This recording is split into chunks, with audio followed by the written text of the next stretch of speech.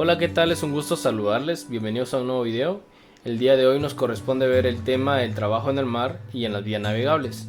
Esto regulado del artículo 175 al 190 del decreto 1441, Código de Trabajo guatemalteco.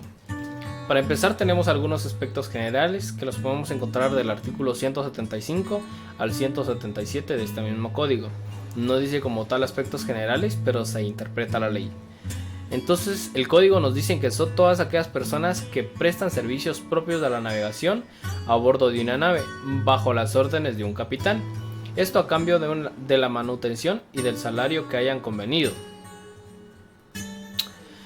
Ahora bien, entendemos por servicios propios de la navegación todo lo necesario para la dirección, maniobras y atención del barco, de su carga o de los pasajeros.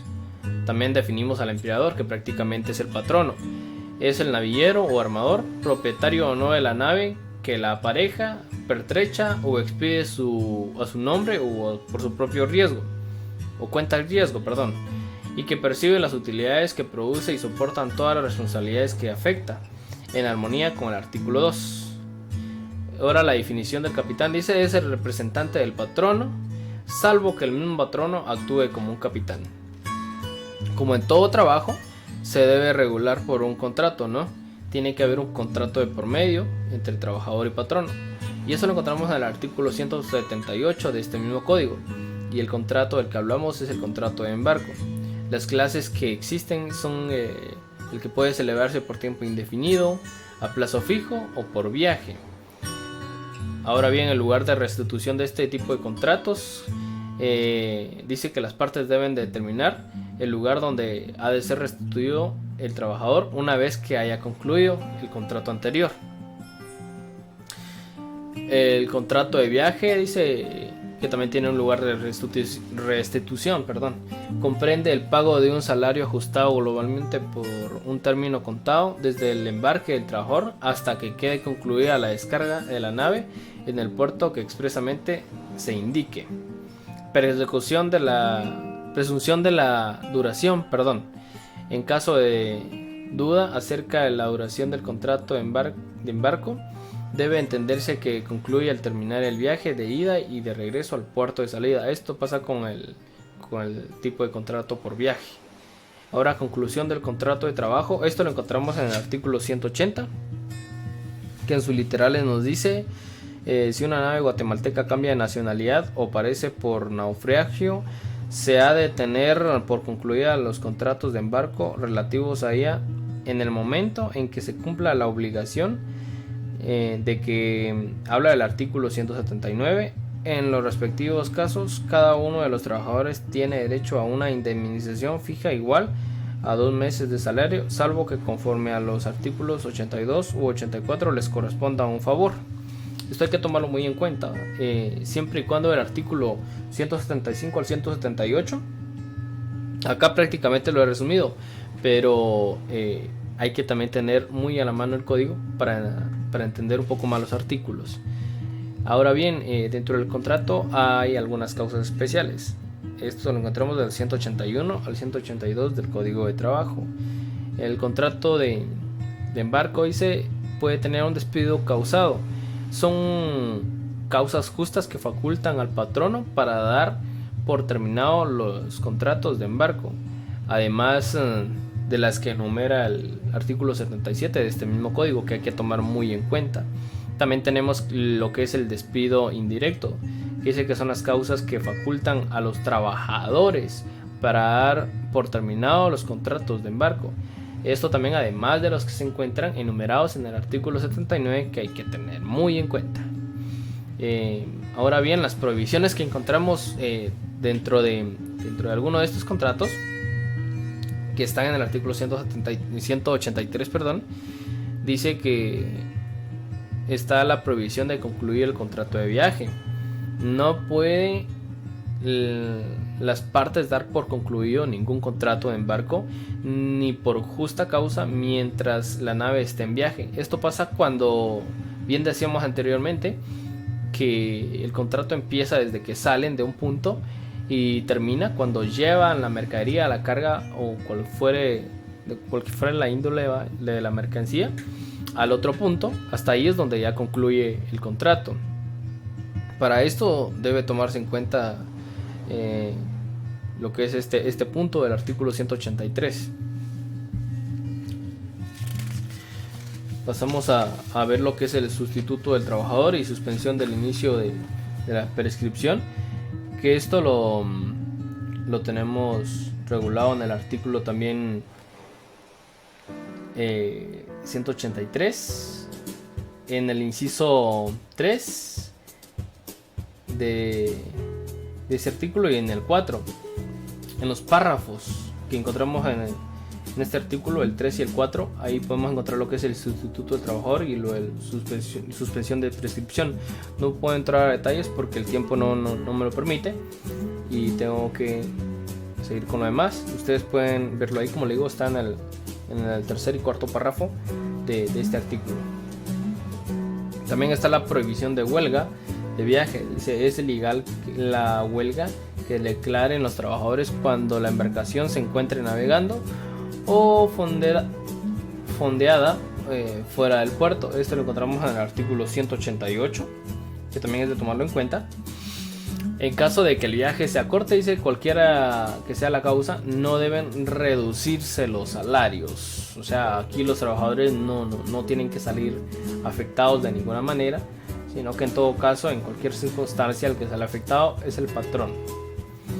Garantías que pudimos observar o que podemos encontrar dentro de estos artículos también está en el 184, que son las garantías de pago de salario. Dice: la nave con sus máquinas, aparejos, pertrechos y fletes responde por el cargo de los salarios e indemnizaciones que le deban a los trabajadores en virtud de la aplicación de este código. O sea, los trabajadores tienen que tener sus salarios completos y por ningún motivo se les debe quitar, teniendo un contrato ya establecido con los mismos.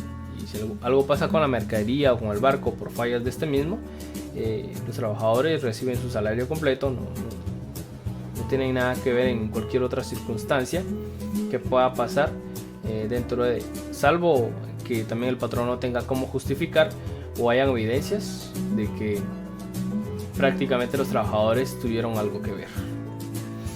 Las obligaciones del empleador o patrono prácticamente las encontramos desde el artículo 185 segundo párrafo al artículo 186, y algunas de ellas dice que es el recargo de labores, remuneración. Lo coloqué de esta manera porque ahí sí que la obligación es del patrono, que debe repartir a prórrota entre los representantes trabajadores del monto de los referidos salarios si no hay recargos de labores, y proporcionalmente entre los que hagan las veces del ausente en caso contrario. Acá lo que me refiero es de que si hay algunas pérdidas, el patrono está en la total obligación de hacer la remuneración correspondiente a los trabajadores. Algunas de las obligaciones es también que el patrón tiene que costear por los gastos de los trabajadores cuando estos mismos sufren alguna enfermedad. Los gastos tiene que cubrirlos el patrono prácticamente, y los trabajadores gozan de la mitad del salario mientras están en recuperación. Y si igual este trabajador es restituido por otro, de igual forma, estando en recuperación, este trabajador debe de recibir la mitad del salario. Esto lo encontramos en el artículo 186. Ahora bien, dice, excepto que el trabajador esté protegido por el ISS, en este caso la institución cubrirá los gastos, a lo referido según el reglamento que esta misma institución maneje.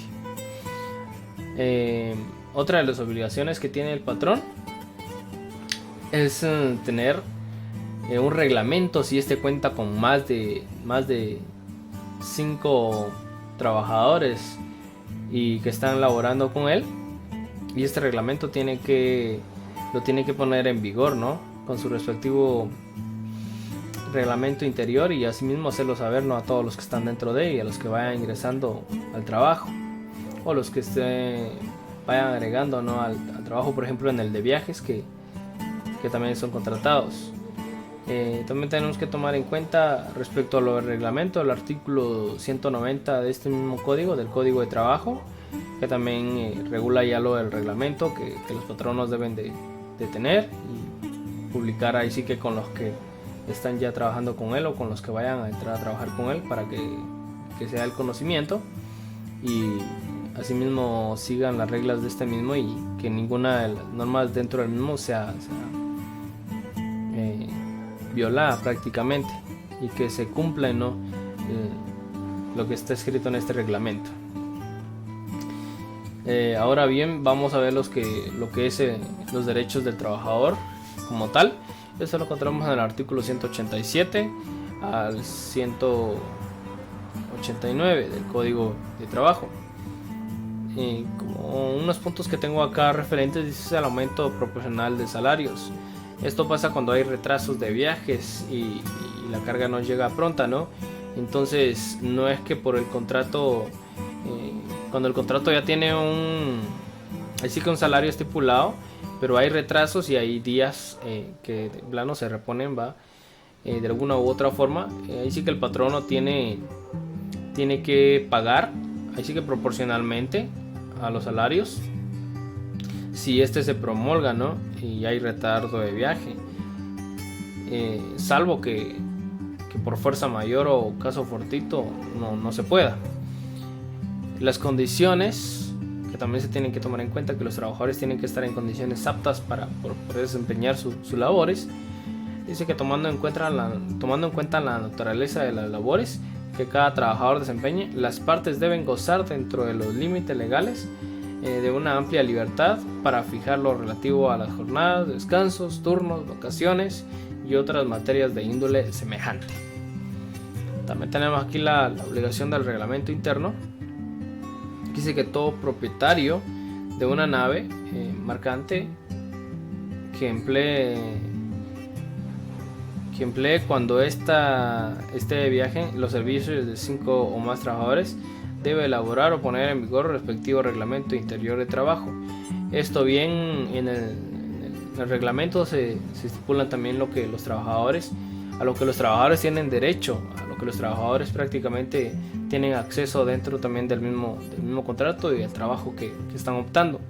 El reglamento no solo va a venir a regular, sino que también le va a dar ventajas al trabajador como debe de ser, porque está prestando los servicios a cambio de un sueldo, está así que dando de su tiempo, dando de lo que él sabe hacer para obtener un salario, y eso mismo se estipula en el contrato.